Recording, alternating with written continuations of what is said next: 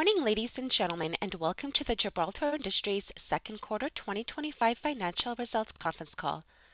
At this time, all lines are in a listen-only mode. Following the presentation, we will conduct a question-and-answer session. If at any time during this call you need assistance, please press star zero for the operator. This call is being recorded on Wednesday, August 6, 2025. I would now like to turn the conference over to Carolyn Capaccio of Alliance Advisors IR. Please go ahead. Thank you, Joanna. Good morning, everyone, and thank you for joining us today. With me on the call is Bill Bosway, Gibraltar Industries Chairman, President, and Chief Executive Officer, and Joe Lovecchio, Gibraltar's Chief Financial Officer. The earnings press release was issued this morning, as well as the slide presentation that management will use during the call, are both available in the Investors section of the company's website, gibraltar1.com. Gibraltar's earnings press release and remarks contain non-GAAP financial measures. Tables of reconciliation of GAAP to adjusted financial measures can be found in the earnings press release that was issued today. Further, please note that continuing operations exclude net sales and operating results of the renewables business, which has been classified as held for sale and as a discontinued operation, and that adjusted results exclude the net sales and operating results of the residential electronic locker business, which was sold on December 17, 2024. Also, as noted on slide 2 of the presentation, the earnings press release and slide presentation contain forward-looking statements with respect to future financial results. These statements are not guarantees of future performance, and the company's actual results may differ materially from the anticipated events, performance, or results expressed or implied by these forward-looking statements. Gibraltar advises you to read the risk factors detailed in its SEC filings, which can also be accessed through the company's website. Now I'll turn the call over to Bill Bosway. Bill? Thanks, Carolyn. Good morning, everyone, and thank you for joining today's call. We're going to take you through our second quarter results, then we're going to review our guidance for continuing operations, which we are establishing today, and then we'll open the call for questions. Before we review second quarter results, I would like to discuss our recent announcement to strategically shift more focus to our building products and structures businesses. So let's turn to slide 3. As part of our ongoing strategic assessment and portfolio evaluation process, we continuously assess the overall attractiveness and key drivers of the end markets we are participating in, as well as our ability to extract value and generate returns in each of these end markets. As in previous years, our business units kicked off their annual market assessments, and in parallel, we asked 2 separate advisory firms to also conduct assessments of each of our end markets and our respective businesses. We reviewed our findings and recommendations with the board in early 2025 and received approval to move forward with executing an overall plan. So on June 30th, we announced our plan to simplify the portfolio and focus on building products, which really covers our residential business, and focus on structures markets, which really covers our both ag tech and infrastructure businesses. And as part of the overall plan, the renewables segment has been classified as discontinued operations and held for sale. We do anticipate a simpler portfolio with the right resources and capital focused on these markets will yield stronger growth, margin expansion, and cash flow performance, which will drive higher returns for our shareholders. For example, since 2023, when excluding renewables, our continuing operations have delivered solid and steady adjusted operating and EBITDA margin improvement despite a slower residential building products end market, which now represents just over 70% of Gibraltar's total revenue. That being said, we are very excited to focus more on the building products and structures end markets. Markets we find attractive where we can build a leading position and participate across the broader value chain. Markets which also have attractive revenue and profit pools with multiple avenues for growth. And markets driven by core fundamental demand drivers with opportunity to satisfy basic needs and solve big problems. And finally, markets that have long runways for value creation. We are making this transition, and we are currently outpacing our end markets via participation gains through localized expansion initiatives and new products serving both existing and new customers. To date, in 2025, we have invested $208 million in selective M&A to build presence and scale our core competencies in these end markets, with more to come. Now let's turn to slide 4, and we'll talk about our second quarter results. We executed well in the second quarter and delivered 14% adjusted sales growth, which reflects strong contributions from our acquired metal roofing and structures businesses, additional participation gains in building accessories, and growth in infrastructure. These gains collectively offset project start delays in ag tech and ongoing market softness impacting our residential mail and package business. Overall, end market trends and demand remain consistent in residential, and we continue to gain participation in both retail and wholesaler channels. As well, in our project-based businesses, ag tech and infrastructure, backlog increased 43% to $278 million. Adjusted operating income and EBITDA margin were 14.5% and 17.8% respectively, and adjusted EPS increased 11% over last year. We generated $44 million in operating cash flow and $25 million in free cash flow as we funded key capital initiatives in each of our businesses.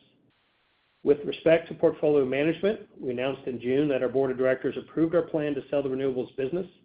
The sale process is active and discussions are ongoing with various potential buyers, and we are targeting to complete the sale by year-end. As previously mentioned, we invested $208 million in selective M&A since January, and our pipeline of additional M&A opportunities is very active, particularly in the building products segment. Now let's review the business segments, and Joe will start with residential.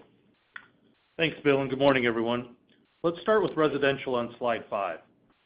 Adjusted net sales for our residential segment increased by $18.8 million, or 8.9%, driven by our metal roofing business, which was acquired at the very end of Q1.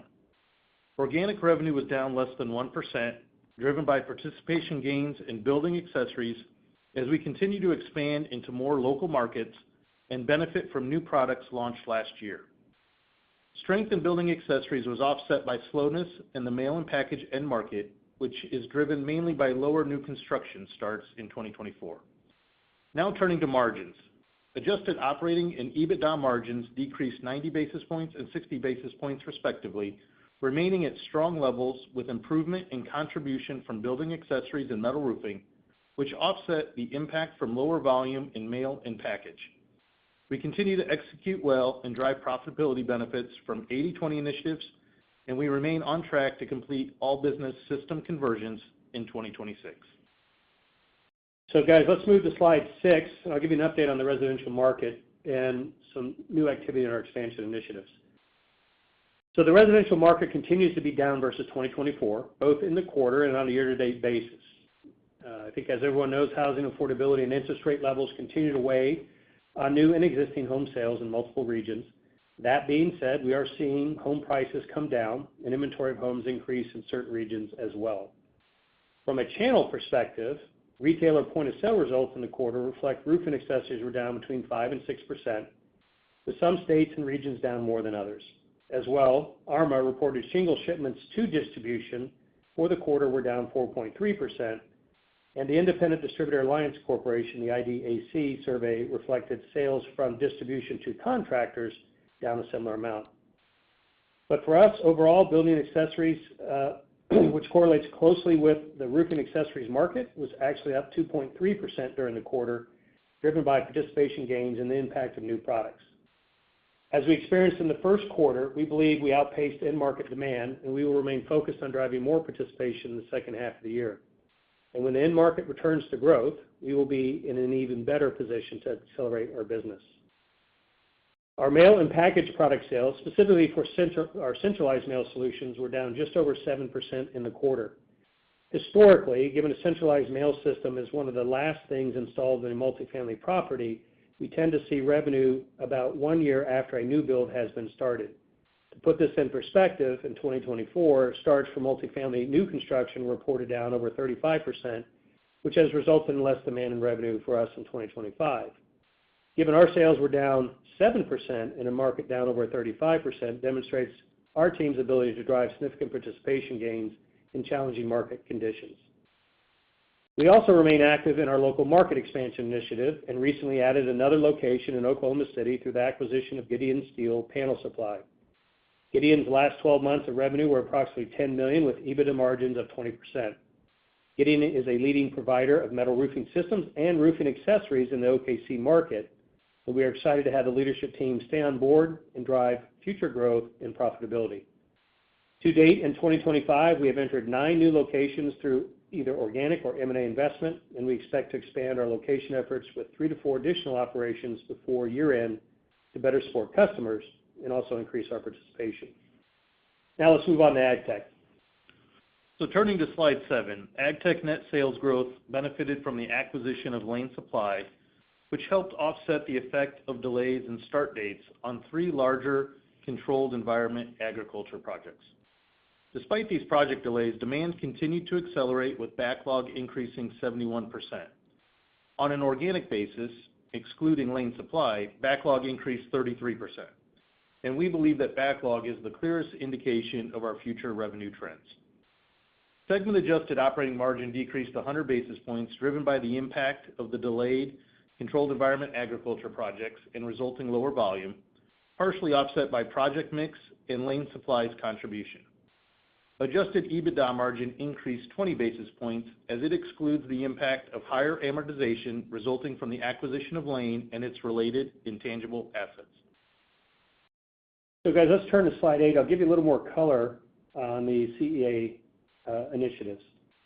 So during the quarter, I'd mentioned we had 3 larger CEA projects move from the first half to the second half of the year. I'm going to discuss 2 of those 3 CEA projects on this slide.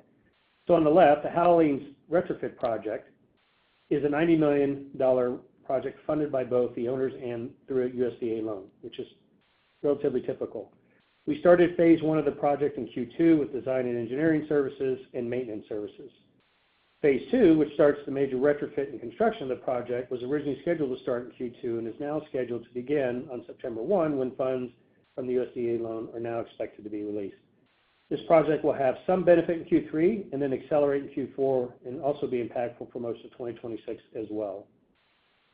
Shortly after quarter end, we were also awarded 2 new projects by Pomus Farms totaling $13.6 million in contract value. These 2 projects were originally scheduled to be signed in Q2, but each was delayed due to a water rights issue, which has since been resolved. The first project is what we refer to as a greenhouse lift project, where we are, in this case, raising the height of an existing 4.9-acre growing facility by over 6 feet. The second project is an expansion of the existing Pomus bell pepper growing facility by 18 acres, which is shown as phase 2 on the first picture on the right-hand side of the slide.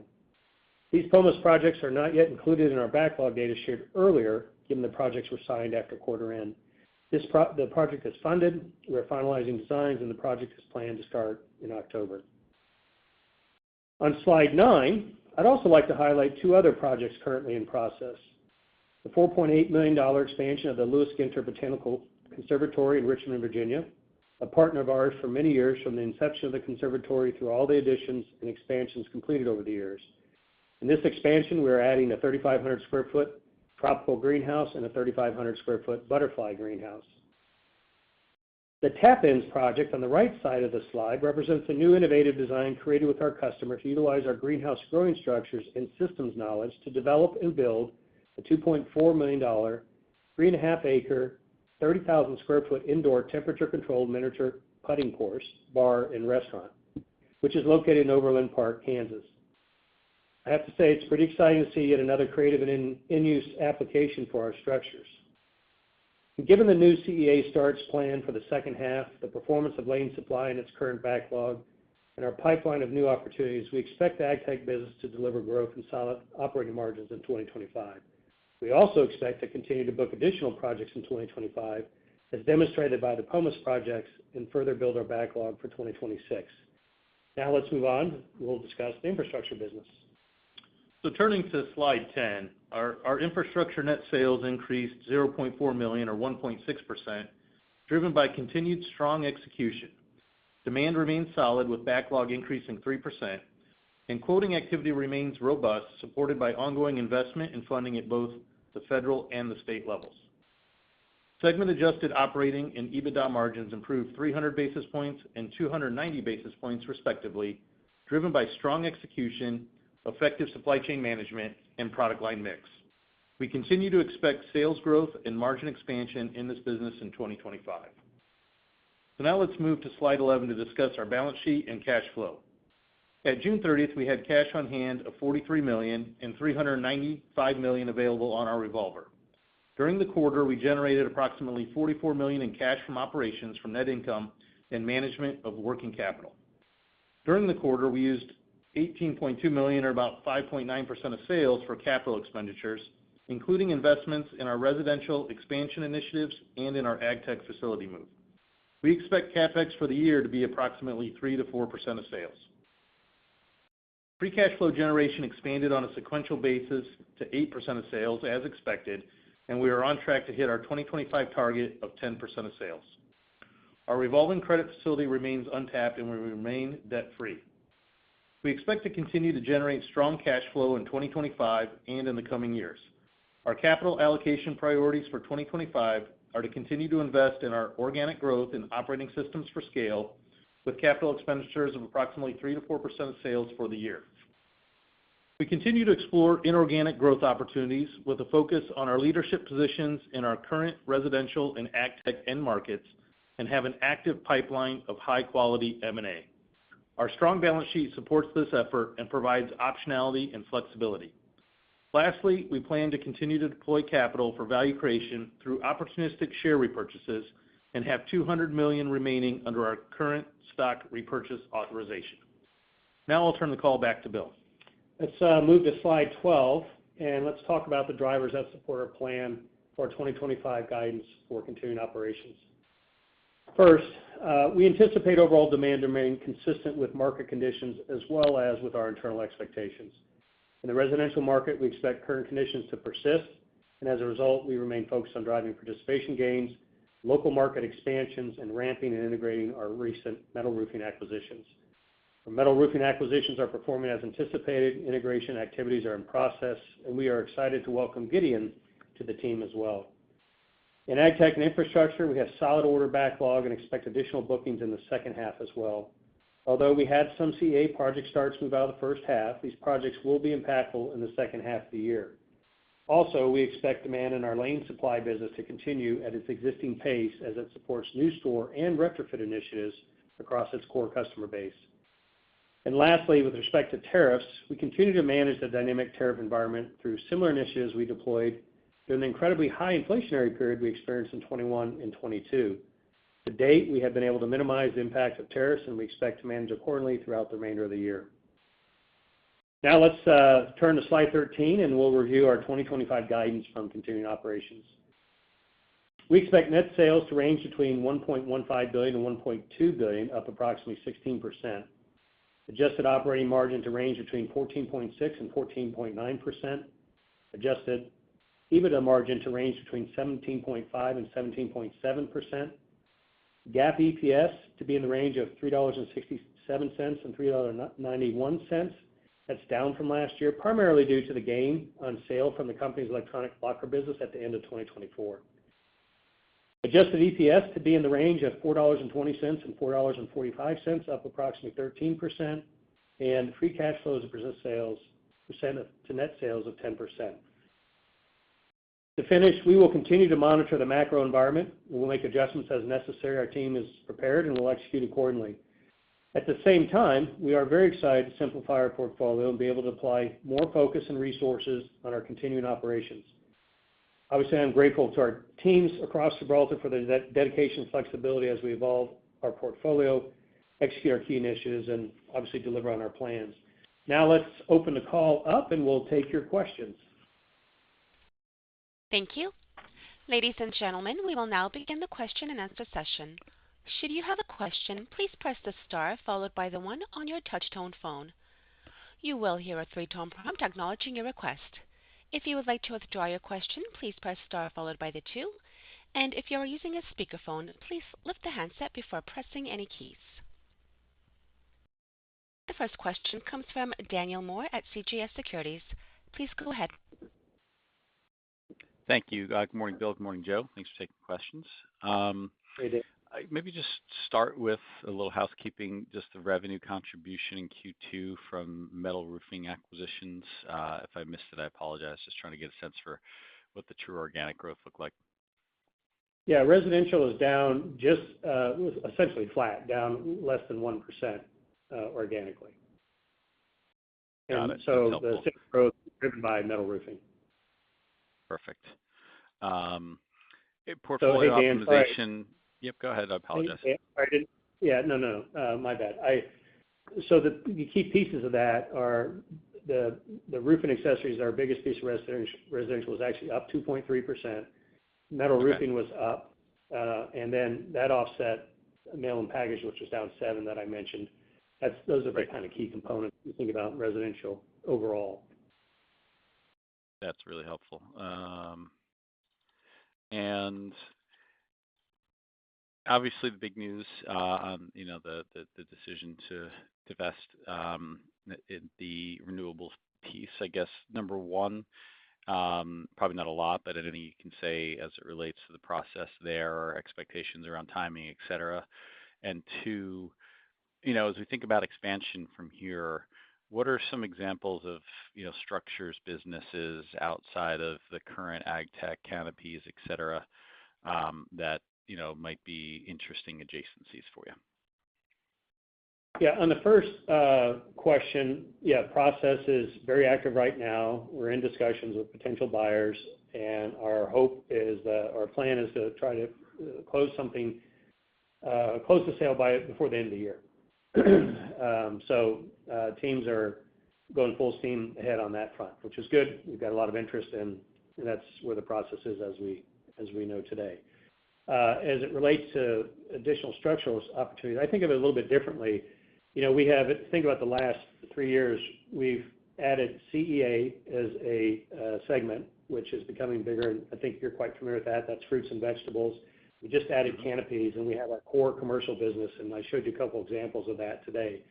I think there's plenty of runway inside the segments we have versus adding more legs to that structural stool based on the end market sizes. And if you recall, maybe in our last call, somebody had asked the size of the canopy structures market is close to $2 billion. So there's a lot of runway there. We think there's a lot of runway in CEA.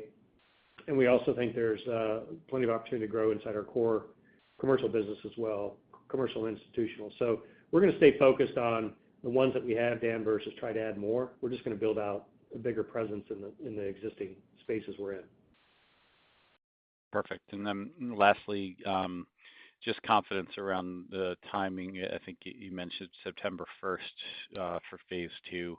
Is the USDA funding in hand or expected to be? Just confidence around that timing of that project. Yeah. Thanks again. I think the confidence is pretty high, and we meet weekly with the owners, and so we're doing activity with them today and have been since the beginning of Q1, but it's been mainly around doing the day-to-day maintenance. We're maintaining the operations for them, and we've been doing design engineering stuff for them as they're going through this retrofit initiative. So I think the USDA loan, which has been submitted, and all the supporting documentation has been in for some time, and people in general feel good about September having those funds released, and we've got our supply chain ready to roll, and I think that's where we're going to land. Whether it's September 1st or September 10th, I can't give you a confidence level on that, but we feel pretty good about September being the time where we're going to kick things into gear with that project. Got it. Thanks. I'll circle back with any follow-ups. Appreciate it. Yep. Thank you. The next question comes from Walt Liptak at Seaport Research. Please go ahead. Hi, thanks. Good morning, guys. Hey, Walt. Hey, I wanted to ask a couple of them on the renewables business as a discontinued op, and I wondered about any tax implications of the eventual sale. Yeah, so Walt, yeah, we would expect that would be a pretty efficient tax from a tax perspective, that transaction. That's kind of how we kind of think about that, just based on what we have that on for the book, but also the fact that we have some carry forwards as well. So we feel pretty good from a tax perspective. That'll be pretty efficient. Okay, great. And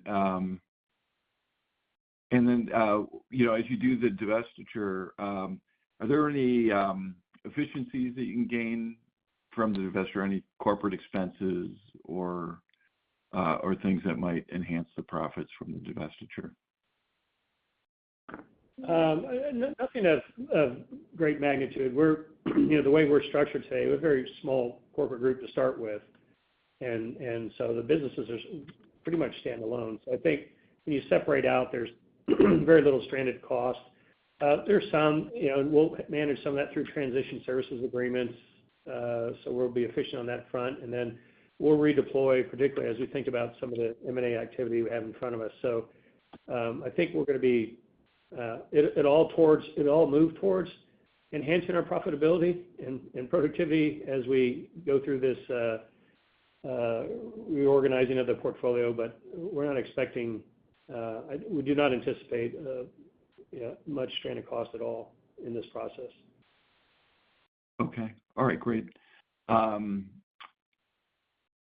just going back to the conversation about residential, you talked about the operating margin declined a little bit on volume and the mix with mail packaging and packaging.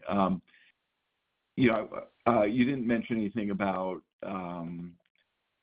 tariffs or inflationary, metals, anything like that. I wonder if you could talk a little bit about just the price cost and how you're feeling about the positioning of inventory for the back half of the year. So I mentioned it really hasn't been an impact for us this year, and we had the businesses together a week and a half ago. We have a pretty robust model that tracks tariffs by HPS code, by any type of component or raw material coming from every country that we import from. So as tariffs change, which they seem to do that a little bit here and there, we get a real week-to-week idea of what, if any, impact it'll have for our business, and therefore that triggers what we need to do accordingly. And that's been pretty effective for us through the first 7 months, if you will. And we don't anticipate, based on what we know today, that changing the rest of the year. So, as you know, when you manage through these things, there's a confluence of variables that you're trying to pull and optimize. So whether it's existing inventory or price cost management, and as you know, in our residential business, which is now 70% of what we do, in many of our contracts, we have clauses in place with commodity indexes that automatically drive recovery on something that flows through. So, we've got some built-in things, I think, that'll help us navigate through it. And as I've said before as well, look, there's nothing today that's anywhere near the challenge that we saw in 21 and 22, trying to manage inflation, price costs, supply chain, availability, et cetera, et cetera. This is nothing like that. So I feel pretty confident in our approach and our discipline. It is a week-to-week thing as we learn around tariffs and how they may evolve. But so far, we've been able to minimize it pretty well. Oh, okay, great. Okay, thank you. Thank you. Ladies and gentlemen, as a reminder, if you have any questions, please press star 1. The next question comes from Julio Romero at Sidoti & Company. Please go ahead. Thanks. Hey, good morning, Bill and Joe. Hey, good morning, Julio. Good morning. I had a high-level question about, your strategy going forward with regards to the direct-to-contractor model and how you gain wallet share with the contractors. And just thinking about, if the strategy is predicated on brand loyalty with regards to the contractors favoring your product when they buy from the distributor, or would the strategy be more predicated on better serving the distributors and gaining loyalty from the distributors more so than the contractors, if you could speak to that? Yeah, so Julio, when you think about wholesale and contractor, there's two distinct ways business are being done. There's the traditional building accessories work that we do, which is all the roofing accessories, trims, flashings, ventilation, and that has historically gone through wholesalers or big box, right? And 80% of contractors buy about 80% of their needs through wholesale, 20% through big box, which is why I think you saw folks like Home Depot buy SRS. That being said, there are certain products around that have brands that the contractors like and they stay with. AirVent for us, as a good example, is probably the leading ventilation product in the industry. But that's in our core business. Now, when you talk about metal roofing, there's two types of metal roofing business models, if you will. One, if you're just talking about panels that would go out on, say, a barn or some ag type application, Those panels have traditionally been sold through wholesale and big box guys. There's very limited variety of what's available, so they're an inventory product, if you will. They're common size, common colors, and there are very few colors that are offered. In fact, usually it's a non-painted thing. And so when people talk about metal roofing through that channel, that's what they're really talking about.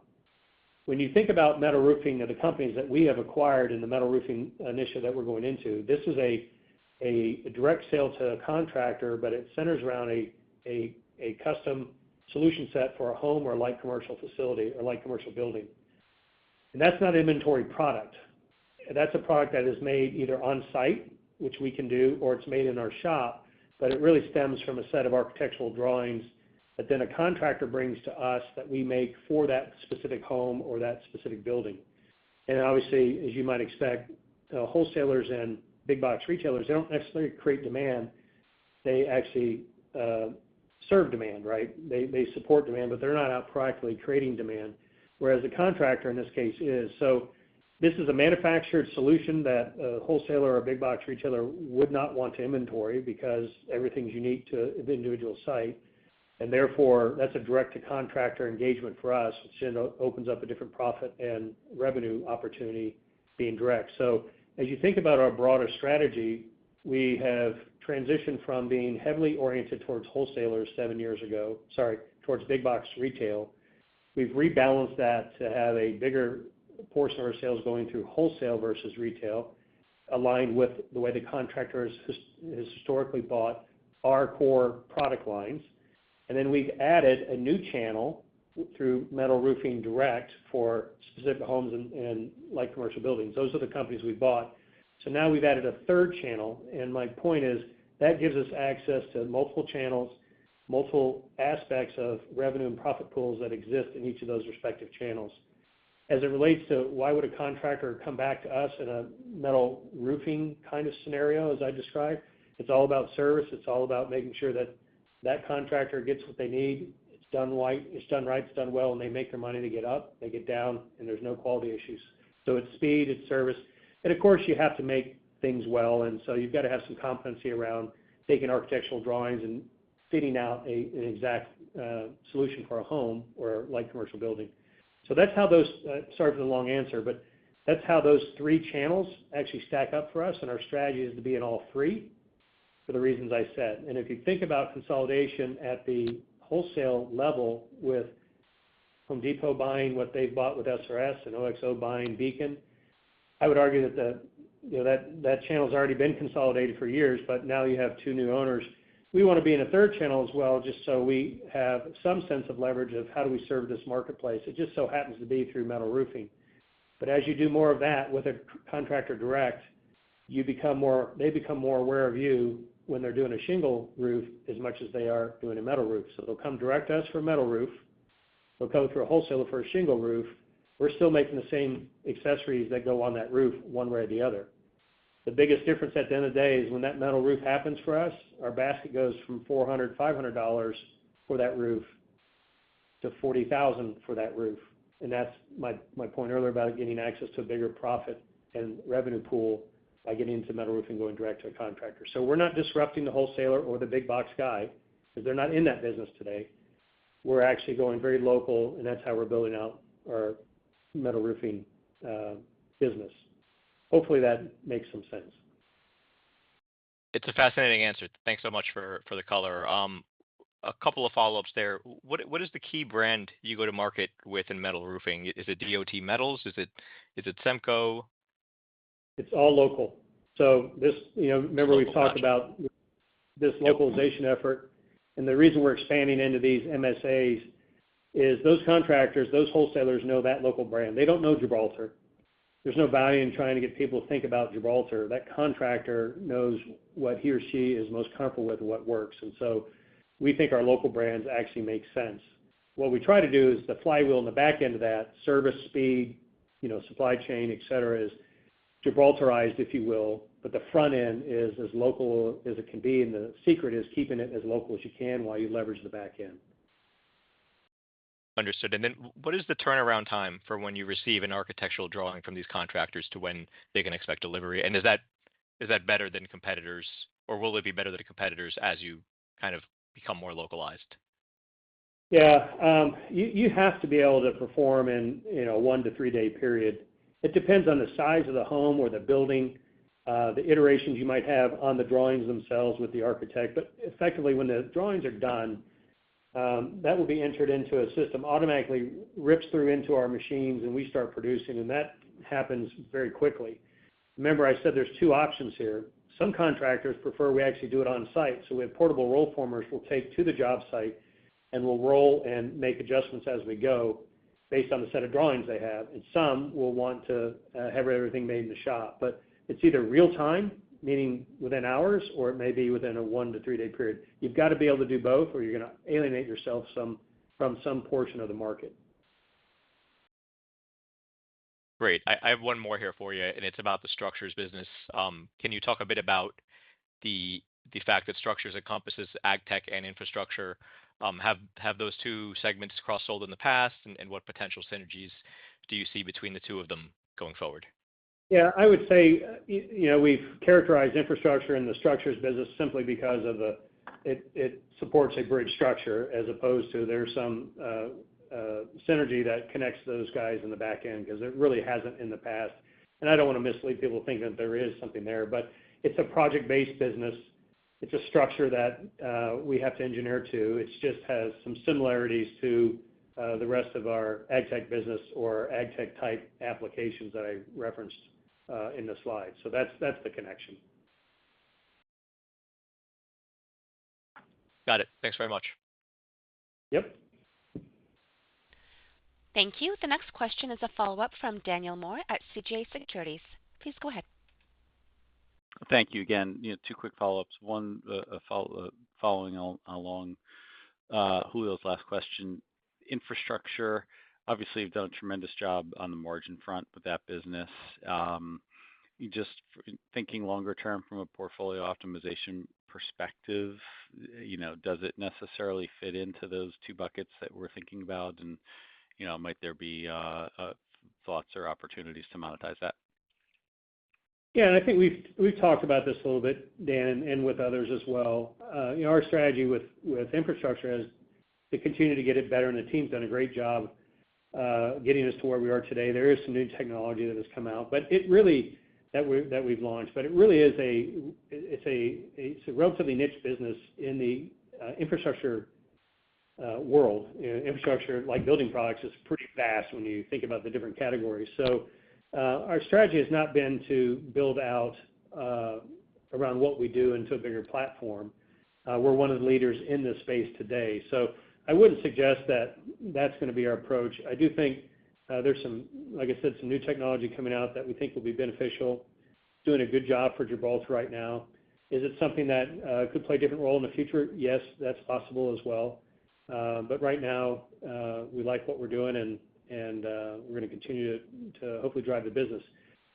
The second thing I would add, just as a general comment around infrastructure, and this I don't think has been talked a lot about openly yet, at least publicly, but there's a lot of effort going on right now in D.C. in a bipartisan way for the next phase of the infrastructure bill. And I think that would be great to see. And just from folks that we were connecting with, there is a lot of good activity there, and I think you're going to see additional funding going forward, which makes us happy to be in that space as well. So stay tuned on that as we'll learn collectively what happens there.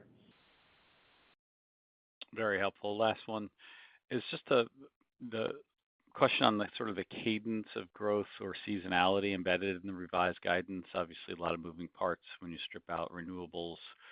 You gave pro forma financials earlier this morning. As we look to Q3 and Q4, Joe, is there anything you can guide us to in terms of year-over-year revenue or EPS growth?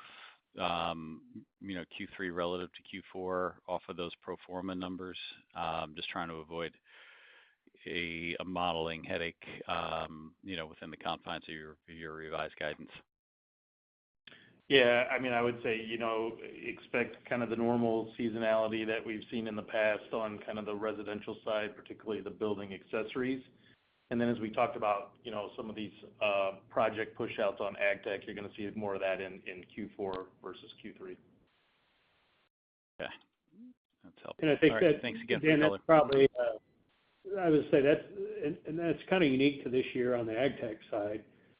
Right. Obviously, you know, if you build that base and that cadence becomes a little bit more predictable, just the size of the projects when they move, it matters. But if we have more of them actually active, then there's less of that seasonality issue. But ultimately, at the end of the day, if you fast forward and you're thinking about 26, 27, as building products becomes a bigger piece of who we are, and we build the base on the ag tech side, I think the seasonality is going to be, in general, probably mainly reflective of the historical view you've seen in building products, which is, you know, slowest first quarter, you build in second, third, and Q4 is always, depending on the weather, you know, the third strongest quarter. So that's the way I think things will evolve over time as well.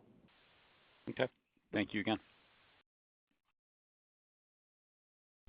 Thank you. We have no further questions. I will turn the call back over to Mr. Bosway for closing comments.